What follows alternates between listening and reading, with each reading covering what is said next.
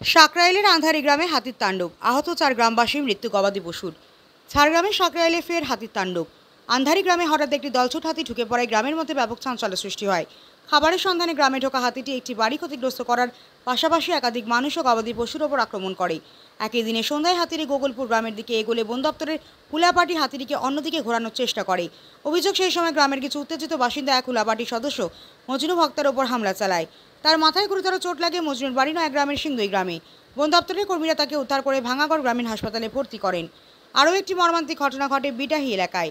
সাইকেলে করে বাজার থেকে বাড়ি ফেরার পথে 73 বছর বয়সী উৎপল জানা হাতির মুখোমুখি হন। হাতিটি সুরে তুলে মাটিতে আছাড় মারে উৎপল বাবুকে এবং তার সাইকেলটিও ভেঙে দেয়। গুরুতর আহত অবস্থায় তাকে ভাঙাগড় গ্রামীণ হাসপাতালে নিয়ে যাওয়া হয় এবং পরে সেখান থেকে ঝাড়গ্রাম হাসপাতালে রেফার করা হয়। অপর একটি ঘটনা ঘটে দক্ষিণ দাঁড়িয়া ও হরিপুরা গ্রামের মাঝামাঝি এলাকায়, যেখানে হাতির সামনে পড়ে শ্যামাপদ প্রধান নামে এক ব্যক্তি গুরুতর আহত হন। হাতিটি তার পায়ের উপর দিয়ে পিষে দেয় বলে জানা গিয়েছে। তাকেও তৎক্ষণাৎ হাসপাতালে ভর্তি করা হয়েছে। এই তাণ্ডবের ফলে এলাকায় কয়েকটি গবাদি পশু মারা গেছে বলে স্থানীয় সূত্রে খবর। বন দপ্তরের পক্ষ থেকে সারাদিন ধরে হাতিটিকে সরানোর চেষ্টা চললেও নদীতে জল বেড়ে যাওয়ায় তাকে অন্যত্র সরিয়ে নিয়ে যাওয়া সম্ভব হয়নি। বর্তমানে বন দপ্তর ও হুলাপাটির সদস্যরা এলাকায় মোতায়েন রয়েছেন। নিরাপত্তার কারণে সাকরাইল থানার পুলিশ ঘটনাস্থলে পৌঁছেছে।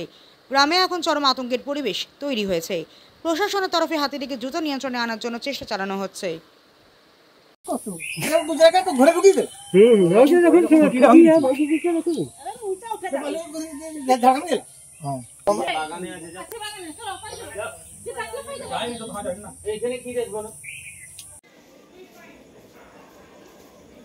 ঠিক নয়, আমরা তাদের বাঁচাতে গেছি।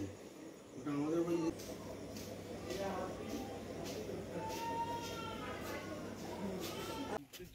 আমাদের মাঝখানে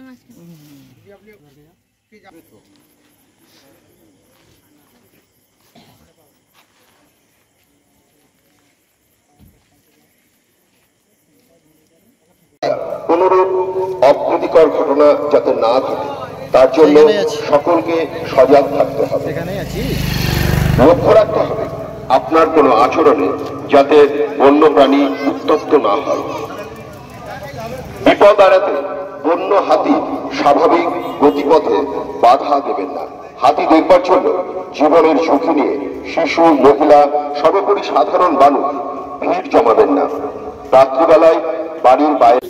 আমি চাঁদাবেলা গ্রাম থেকে আসছিলাম হাতিকে রাখা, ঠিক আছে।